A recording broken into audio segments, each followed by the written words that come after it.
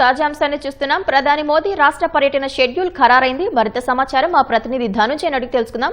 ధనుంజయ్, ప్రధాని మోదీ పర్యటన షెడ్యూల్ ఏంటి?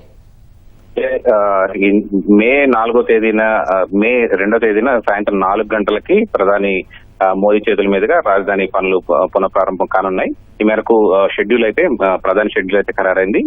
సచివాలయం వెనుక బహిరంగ సభా వేదికని రాష్ట్ర ప్రభుత్వం కూడా ఎంపిక చేస్తే అక్కడి నుంచే ఈ నిర్మాణ పనులు పునఃప్రారంభోత్సవ కార్యక్రమం నిర్వహించాలని చెప్పి కూడా రాష్ట్ర ప్రభుత్వం నిర్ణయించింది. మే 2వ